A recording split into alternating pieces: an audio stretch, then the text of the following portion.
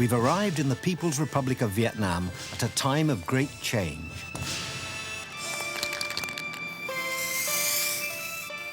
Ho Chi Minh, father of the country, is a memory. Don't want to make them too wide, Charles. Vietnam is rejoining the world.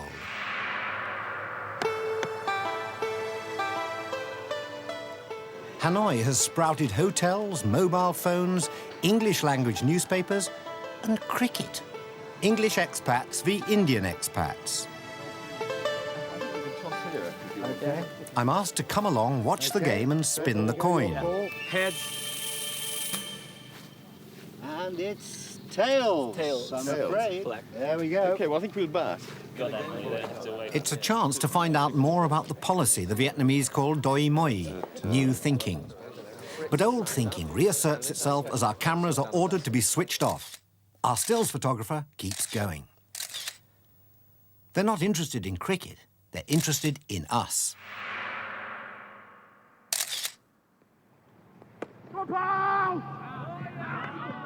England not only have to cope with fierce Indian bowling, but a Vietnamese military build-up as well. The officer in charge rings his supervisor. He calls for reinforcements. International diplomacy is brought to bear. The British Embassy is informed. India House is put on red alert. The Pentagon will call us back. The Vietnamese arrive in force. We retreat. What's happened is that the only pitch where they can play in Hanoi is actually on land owned by the Vietnamese Air Force over there, and filming the cricket match was deemed to be a threat to national security.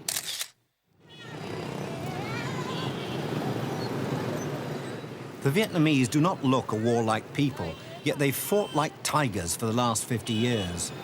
Against the French, the Americans and their allies, and the Chinese. Now they can live the way they want to.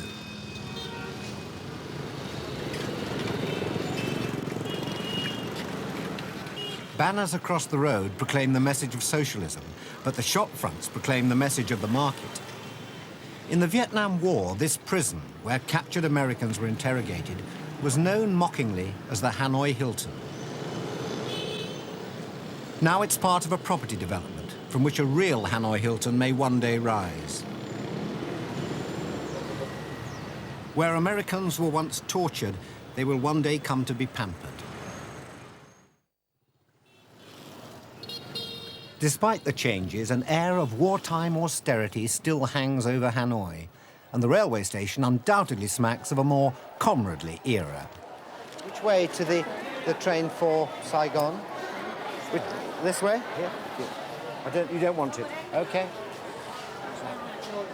Quý khách có vé đi tàu vào hẳn trong toa, ổn định chỗ ngồi để đoàn tàu chuyển bánh.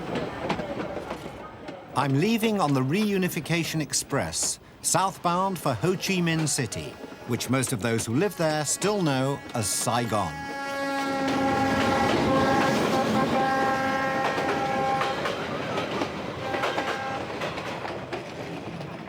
Its average speed for the distance is 25 miles an hour, so there's no rush.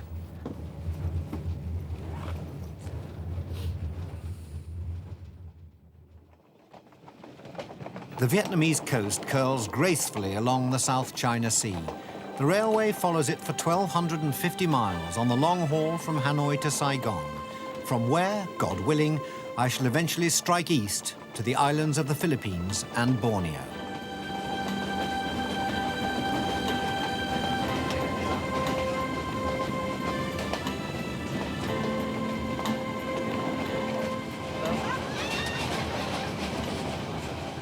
At mid-morning next day, various delicacies are prepared for lunch. Pork is unwrapped from banana leaves.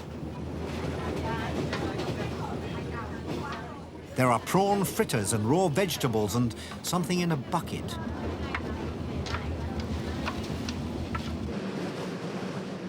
We're crossing the Ben Hai River, the border of the old demilitarized zone. We're now in what I grew up calling South Vietnam.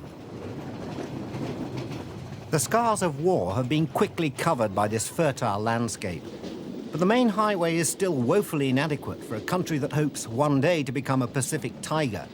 And this railway, the main link between north and south, is still only single track. Trong tranh thủ một vài phút nhảy tàu tránh xảy ra tai nạn, đoàn tàu S3 dừng bánh tại ga Huế 25 phút. 400 miles south of Hanoi, we pull into the city of Hue.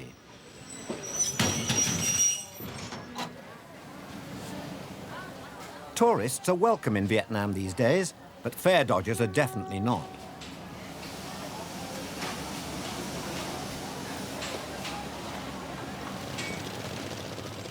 The old imperial city lies on the Perfume River.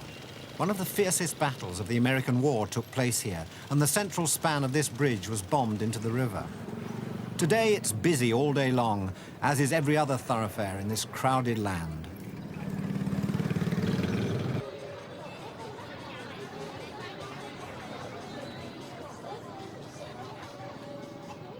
If you want a bit of peace and quiet, I recommend the Forbidden Purple City, seat of the emperors. What happened to the royal family? I mean, presumably, are there any of them still alive?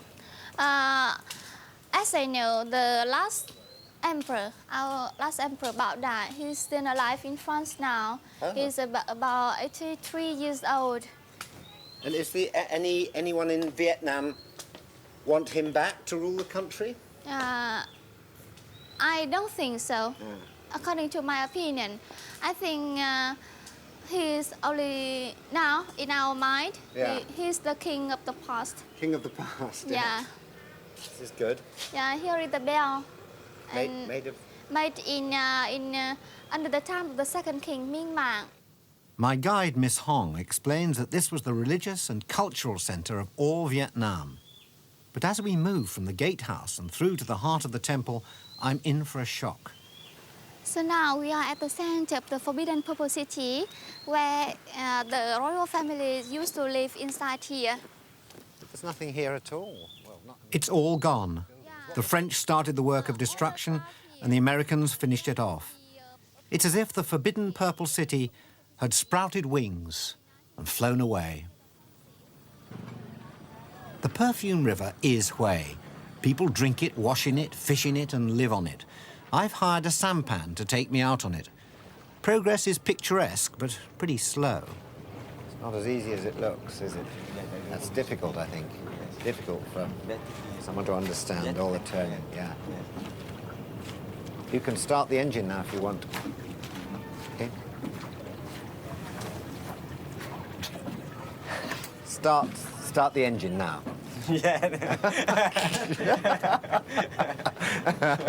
No, seriously. You can now start the engine. Director says, yeah, he says, start engine now. I mean, what do I have to say? So, where is the engine? Yeah. Yeah. Okay, can you start it now? No. Yeah. Yes. Good. Now. Now. Yeah. Right. And in the here the motor Yes. motor. I'll go here and you start it. Okay. No. Yes.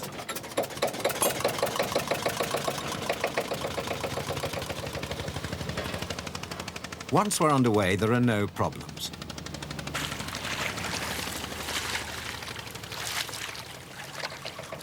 That is, until we have to stop. Oh yeah. Turn the engine off. Kill engine. Stop engine now. Yes. Okay? No. Good. Stop engine. Yeah, stop it now. Okay? I can't do this. Will you stop engine now? Yes. Yeah, I'll move this. Oh, here. Yeah, that's right. Move this. Yeah, that's it. All right, can you turn it off? My destination is the Tien Mao Pagoda that has stood here for 400 years.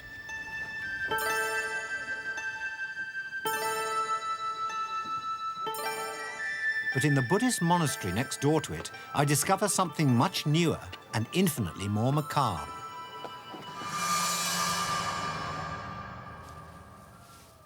This is probably the most famous Austin motor car left in the world today, because it was in this car that a monk from this monastery was driven to Saigon one day in 1963, and he set a light to himself in protest against the way the Buddhists were treated by the Saigon government at the time. It was a world-famous photograph was taken of the monk, and in the back of the photograph there is a picture of this very car. And it's really kind of weird to see it here, a photo that one knows so well.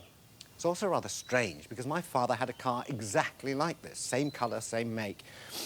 I mean, I went to school in a car like this.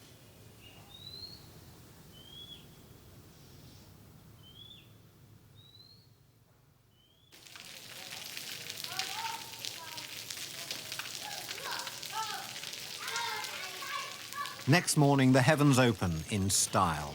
80 days away from the Arctic Circle, we're in monsoon country.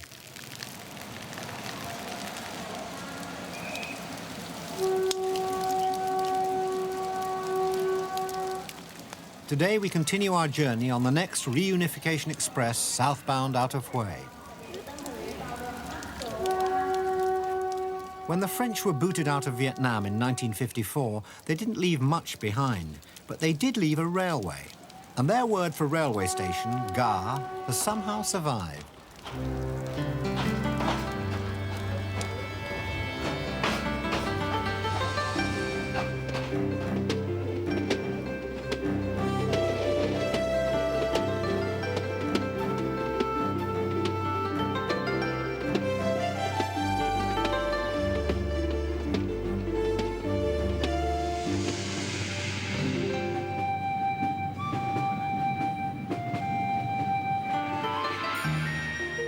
The train slows as it toils up from the narrow plain to Hai Van, the pass of the ocean clouds. The mountains come close to the sea here, and at Da Nang is the most famous of them all, Marble Mountain.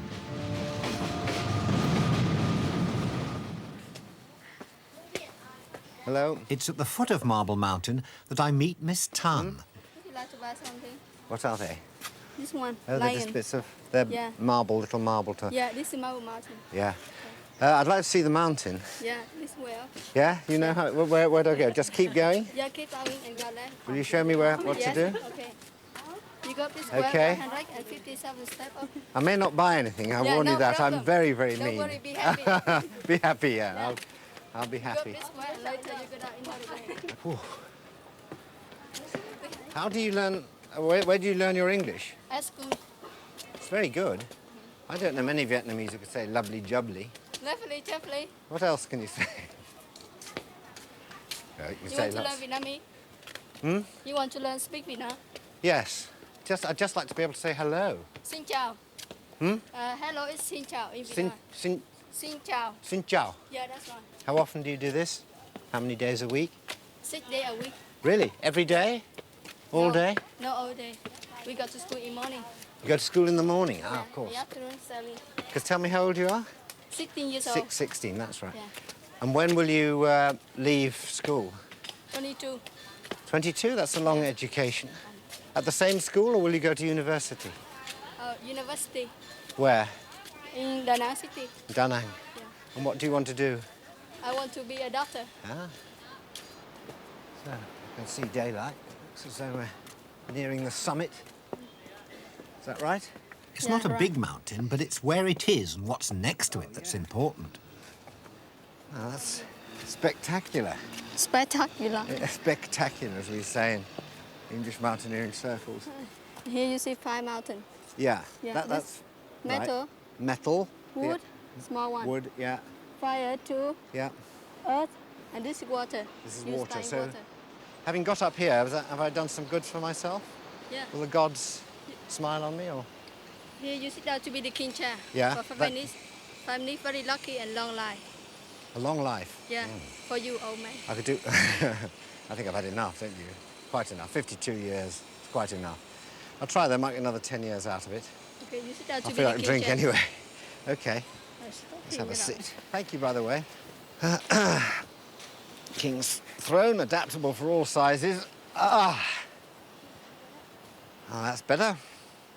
I feel revived already. I feel at least 10 more years I could go on. Yeah. Let's make this a 25-part series. In CinemaScope. Get rid of those mountains. Anyone got a beer? Oh, thank you. I think this country will be a great success. There's always someone around with exactly what you want. Miss Tan is very likely to be a future president.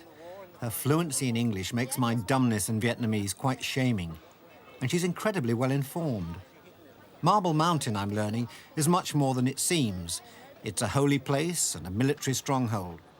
But Miss Tan will not let me leave until she's shown me its darkest secret. Wow, I can see what you mean. I need your hand. It's absolutely pitch black and very slippery. Be careful, slippery. Here we are. I can see now, yeah. Water. Ooh. Hey. This is for God, too good and too evil. Oh, yeah. Yeah, this one good go to heaven and evil go to hell. These are the guardians that you find at the entrance to any Buddhist temple. Yeah.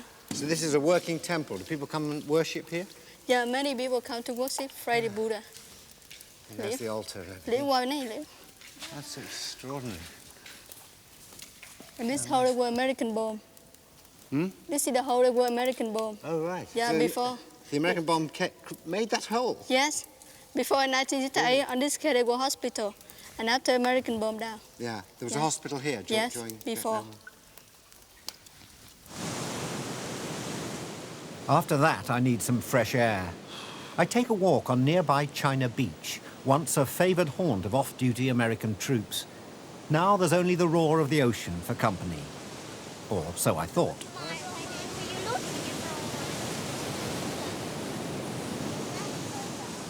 American forces may have gone, but the sight of a lone Westerner without a seashell or a slice of mango is just too much for the local children to bear. I'll tell you, now I've got 5,000, 15,000. There we go. 15,000. There we go. All right. There's 20,000, and I have his as well. Okay. All right. Thank you. Thank you, kids. Bye. All right. Make sure she gives you the money.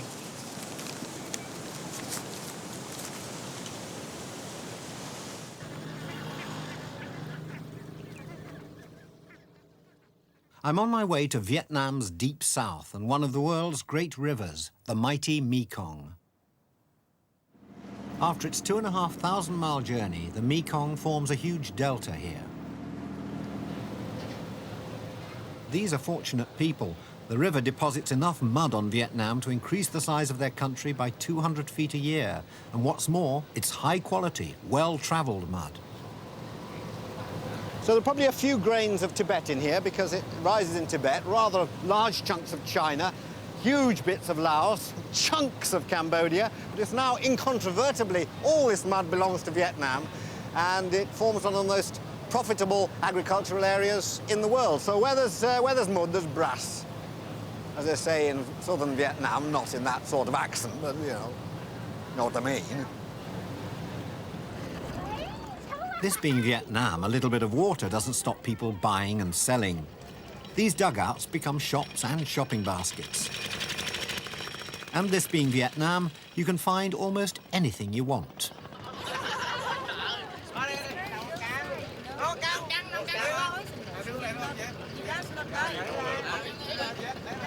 How much are the snakes? Are they pets or are they to eat? Getting into difficult water here. What, $100 for each? $200. Well, I think we'll keep looking. I don't just want to buy a snake, you know, without checking out. Are they poisonous? They're not poisonous. Why would I want them? Apart from to eat.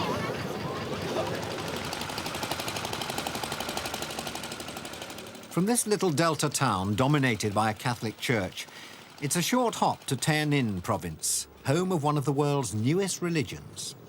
It's called Cao Dai, and it was invented by a civil servant in 1926. This splendidly designed religion is a sort of spiritual curry containing a little bit of everyone else's religion. The writer Graham Greene was so taken with it, he seriously considered becoming a convert.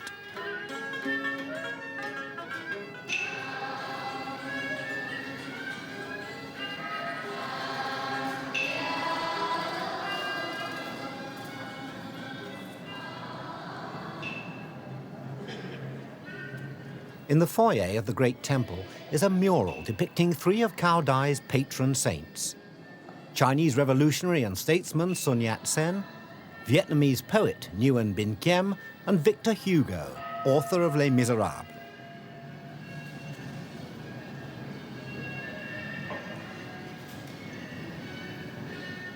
Spirits play an important part in Cao Daism, and messages have been received here from Joan of Arc, William Shakespeare, Louis Pasteur, and Lenin. Despite this all-star cast, Cao Daism has not made much of a mark outside Vietnam, nor, to be honest, outside Tay Ninh province.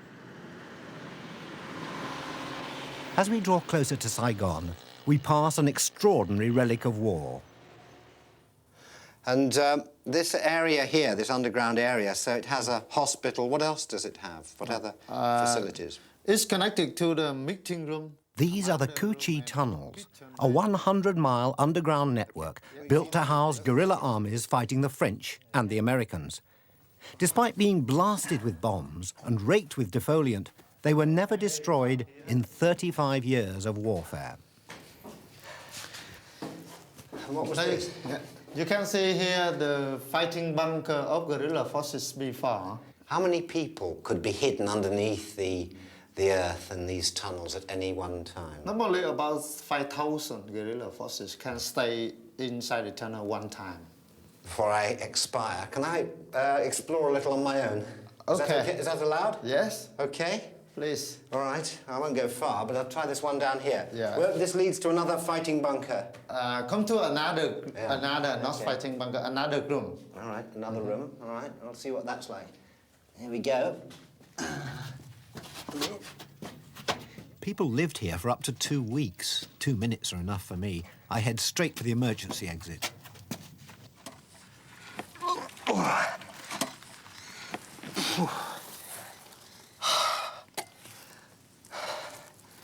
Hello, Ratty. Hello, Moley.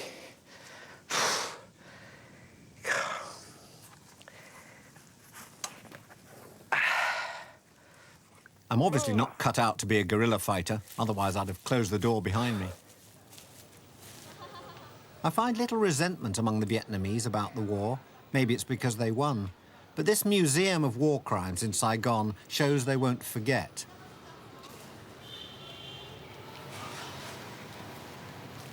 There's one particularly gruesome exhibit, a guillotine, bequeathed by the French, last used against the Vietnamese in 1960. If I were ever to make a series of great post offices of the world, this one would have to be included. Uncle Ho beams down as I write all those postcards I've been putting off for weeks.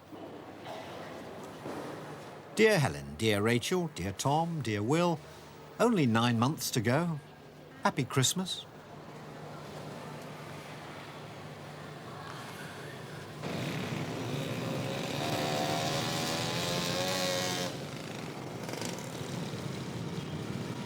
It's time to leave Vietnam, if I can.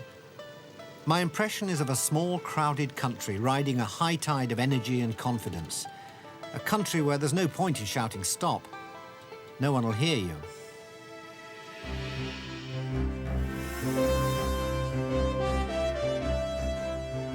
A 1,000 miles from the heaving crowds of mainland Asia are the heaving crowds of the Philippines, whose capital, Manila, with a population of 12 million and rising, is one of the Asian-Pacific megacities.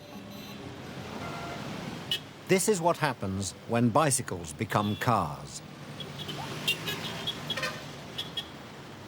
The gridlocks of Manila are enlivened by the jeepney, that peculiarly Filipino conveyance evolved from American jeeps left here at the end of the war. They're brightly painted and often eccentrically named. Well, not always.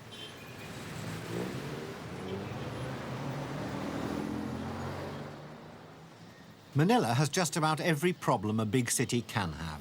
Too many cars, too many people, too little space, too few houses, not enough money, not enough jobs.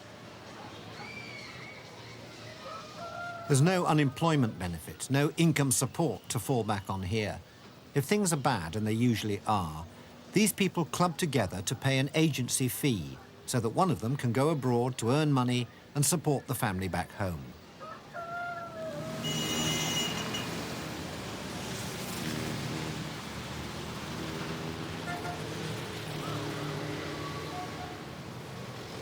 I'm outside the headquarters of the Friends of Filipino Migrant Workers. So we were discussing about labor export. And the export of labor generates about $2.5 billion. One of this country's most profitable exports is its young women. Remittances. Just imagine how big the amount goes to our country. That's why we are considered as new heroes by our government. There is a price that the new heroes pay. In the newspaper today was the story of a young Filipino maid under sentence of death in the United Arab Emirates for stabbing her employer as he tried to rape her. Here the women are warned in their own language, Tagalog, of what to expect when they go abroad. Or hindi sila masyadong conservative, di ba? Hindi kagaya sa Middle East na talagang conservative, hindi kagaya sa Saudi Arabia. Despite the dangers, these women cheerfully expose themselves to a life that is often not far short of slavery. But before they go, they must come here and listen to the problems that lie ahead in countries where they will be second-class citizens. I asked some of them where they're going. Qatar? Have you been to the Middle East before? Never. Brunei. Oh, you're going to Brunei. Bahrain. Bahrain. For how long? For 2 years. Going to Taiwan. What sort of work will you be doing in Dubai? How will you DH. Housekeeper. A DH, a domestic cooperative, because that's an easy way to go there. Caretaker. Caretaker? Yes, sir. I just want to earn money, and I just want to support my family and my parents also. I want to work in Taiwan, sir, because I want to support my family, my father, mother, my brother and sister. When you're away, who will look after your family? My husband. I'm a college graduate and a major of English. Colourful as the traffic jams may be, I'm itching to get out of Manila. I do so in style, heading for the hills on a quiet Sunday morning, high above where the traffic jams would have been any other day of the week.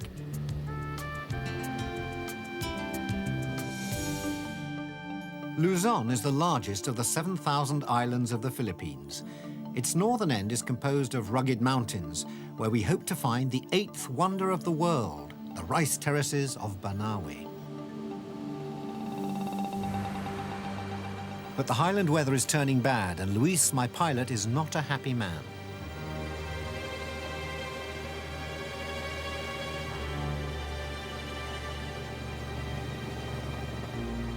The cloud base is too low for him to attempt a landing near the rice terraces, so he puts down on a village football pitch. During a game,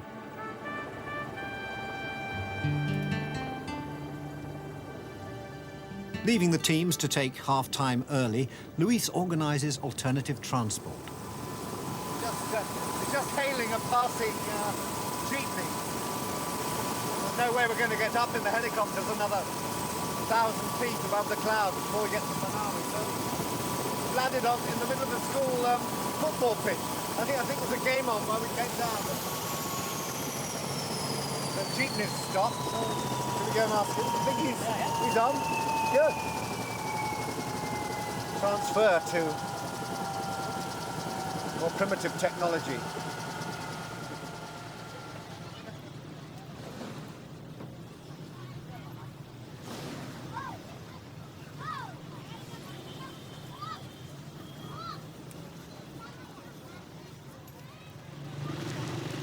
We've got the Union Jack on the back. Too good to be true.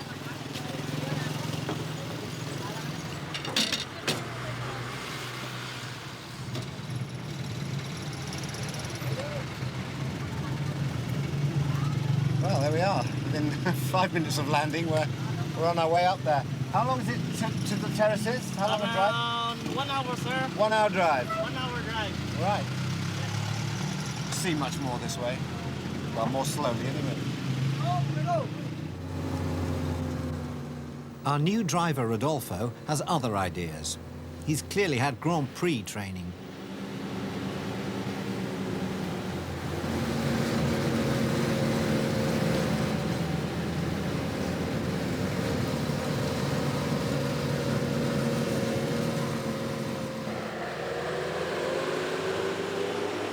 We start to climb, through 2,000 feet, through 3,000 feet. If it's rice terraces we want to see, Rodolfo will get us there.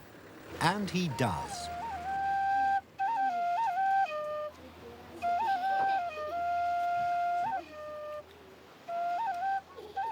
The trouble is that the terraces themselves are at 4,000 feet.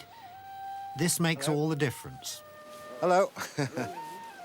Come to see the rice terraces? Well, behind, we made it. This is the viewpoint, and behind me are the world-famous Banaui rice terraces. You'll just have to take my word for it. They are there. But unfortunately, as you know, there were problems with visibility. So, well, you can just close your eyes or imagine some rice terraces, and I'll read from the guidebook.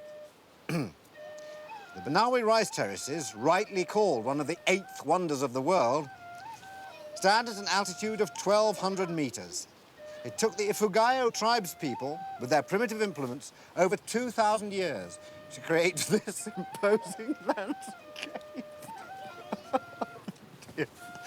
Oh dear, it's taken us so long to get here. Helicopters don't come cheap. We've come all the way from Manila to see the rice terraces, and it's hard to see. Should we do some other terraces? It's all rather embarrassing. I make my excuses and retreat with Rodolfo to the highland city of Baguio, where strange things happen, but in much better visibility. We're heading for number 114, Lourdes Grotto Road, to witness surgery performed with bare hands, without anaesthetic and without instruments. It's called psychic surgery. It has its roots among the forest peoples of the north. The surgeon who operates from number 114 is called the Reverend Jose Segundo. His hands, he claims, are guided by God. The Holy Spirit, Amen. Lord of mercy, Tinaganjama, Anak Espiritu Santo, Amen. Lord of mercy. He and his assistant are operating on a young man called Gustav who has an arthritic limb. I'm surprised to hear a distinct pop, then blood appears.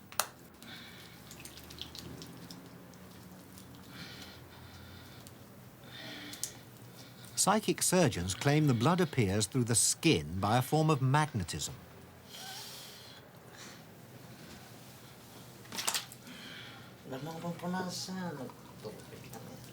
Now the other leg. And that noise again.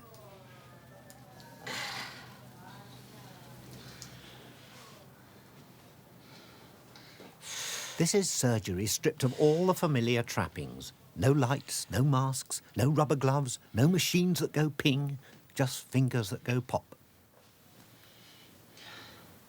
To me, it looked as though there was some sleight of hand, that you were perhaps popping a little blood capsule or something like that, because I could see no way in which blood could come out of Gustav's leg without piercing the skin.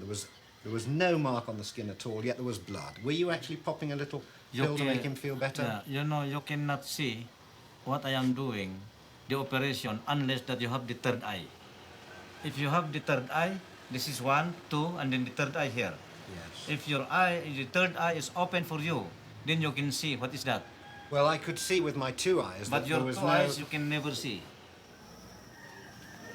To get a second opinion on my eyesight, I make my way to another address in Lourdes Grotto Road, the consulting rooms of Mr. Ambrosio Pellingen.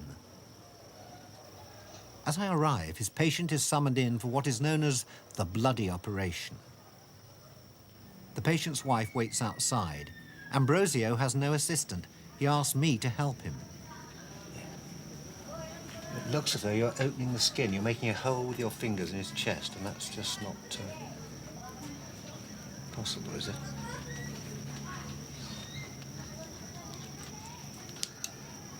What are you doing now? Are you being guided to something that you think is... Huh? In his hand is a small piece of slime, which he calls black toxin. You'll feel better with this, Anne. Throughout, the patient remains fully conscious. Yes. I've had no training, you see, so I'm not quite sure what to do. Have you trained medically? No, sir. It was, I think, I have, I take it from my ancestors. Really? Yeah. There's a little channel in there. I mean, it does look as though there's a hole, but there is no hole because there's no mark on the body, so I don't know quite where this red stuff, which is also on me, where this blood comes from. There. That's, someone could analyse that. My fingers are completely unsterilised, they're unclean, and they're going into his wound. Never mind. Why will that not infect the wound and make him worse? I will soon explain to this. There will be no contamination or anything as long as healers are the one who is working on it. As long as the healer is the one who's working on it? Yes. There is so you create a sort of spiritual antiseptic around it? Yes, yes. That is the use of garlic. Use of garlic? Yeah. Ah, now we're beginning to get some secrets of the trade. It's easy to be sceptical about psychic surgery, but if you believe it works, it clearly works. After all, Ambrosio and the Reverend are busy 7 days a week.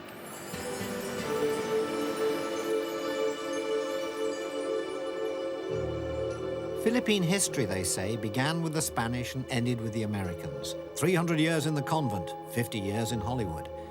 These mountains, with their 1,000-year-old terraces and ancient forms of healing, leave me with the impression of something more powerful.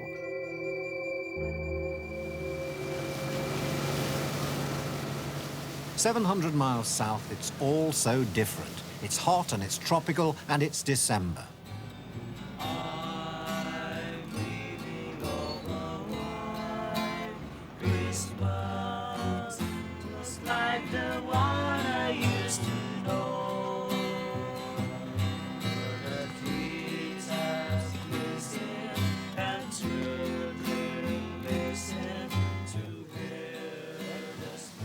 Next day, the director decides it's time I learnt scuba diving.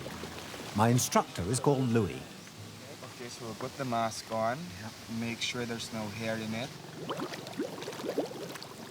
Repeat the exercises. Okay, that's good.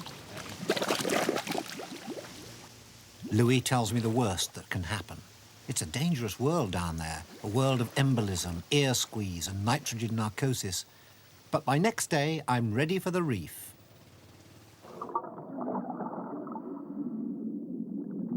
Once you realize that your role model is a fish and not a human, a whole new world opens up.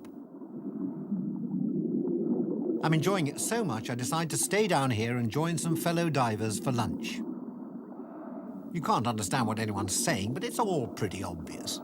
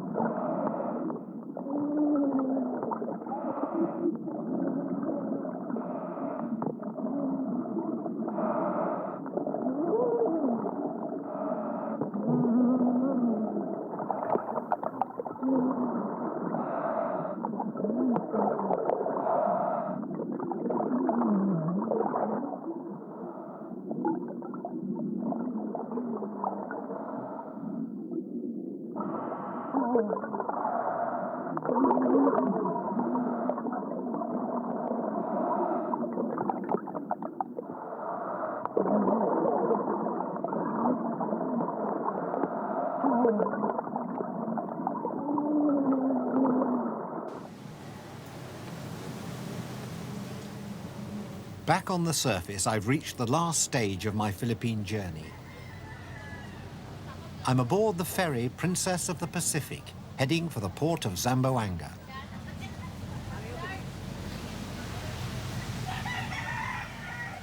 I'm not sure if I'm hearing things. I decide to take a closer look below decks.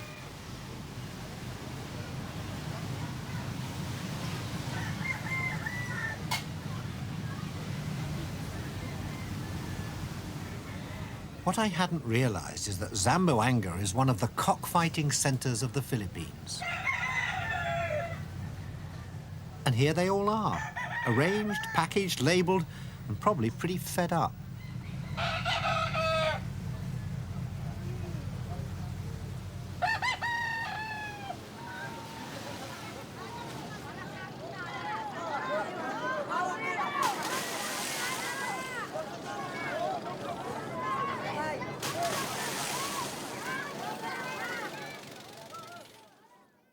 This is Zamboanga, our home until we can find a boat out of here to Borneo. The dockside is not for the faint-hearted.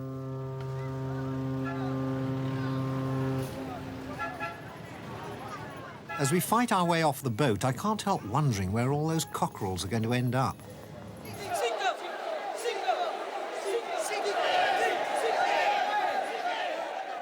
The answer is places like this, the Galleria, Zamboanga's largest cockpit.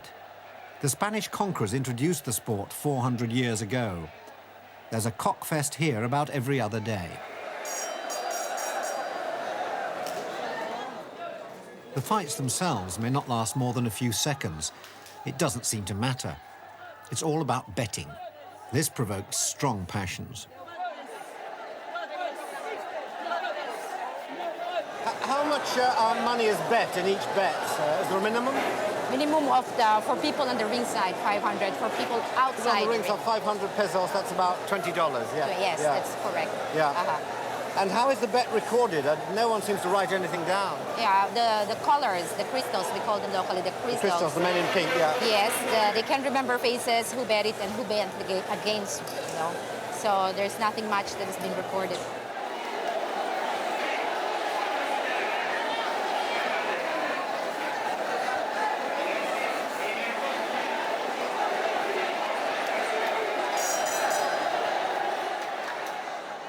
It's an ugly sport to watch, but there's huge local enthusiasm. One man told me this is the Philippines' #1 pastime. But, he added sadly, basketball is catching up. And how many fights a cock survives one fight? How many sort of fights would a good cock survive? More than 15. 15. More than 15 fights. And then they are given back to the owners for breeding purposes. As others wait to fight, the in-house vet is backstage to patch up those who already have.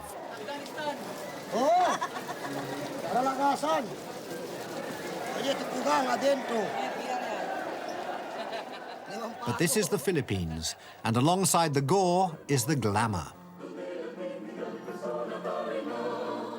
The beauty competition is widely held and widely revered. Imelda Marcos was a Miss Manila. Winning a beauty competition can be an important step in a girl's career. Judging one could be an important step in my career. Tonight, beside the sea at Zamboanga, my fellow judges and I will choose Miss Bella Pacifica.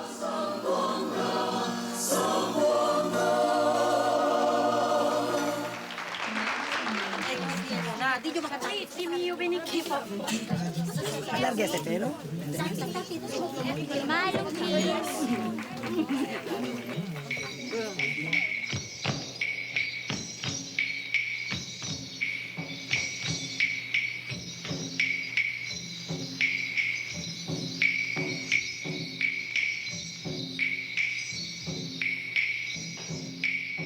It's not just vital statistics that will win prizes here. I didn't hear a vital statistic all evening. A winner must be beautiful, but she must also show intelligence and a strong moral sense. This is a very Catholic country. If your husband told you he was going away for a year to film a documentary series in many faraway countries, would you try to stop him? If so, why? Although I haven't been married, yes, I will not stop him, because I believe that true love is tested by time. And as long as you love and trust each other, no one and nothing can stand in your way. Thank you. Thank you very much, Well, thank you. Christina. Well, I believe that trust is the key to a successful relationship. So I will allow my husband to go to other countries. And besides, it's his job. He's not going there to go girl hunting. So I'm Absolutely sure, right. Michael, Certainly you not. get the clue. Tonight, of course, is an exception. Thank you very much, ladies. I really can feel the tension mounting.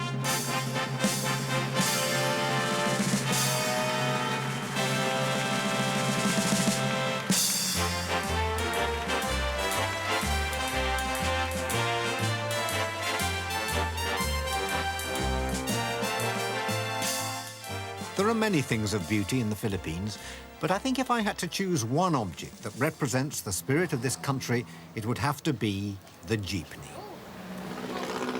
It's pure Filipino, completely exuberant and wild, and not totally in touch with reality or practicality. I'd love one.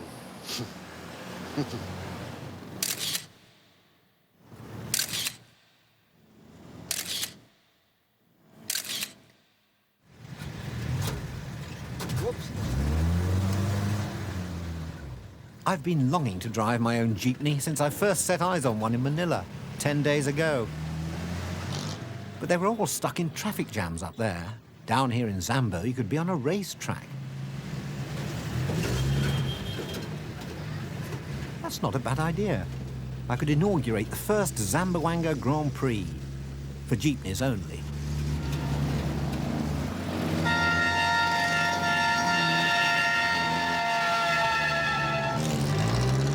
On second thoughts, I might just take it to Borneo.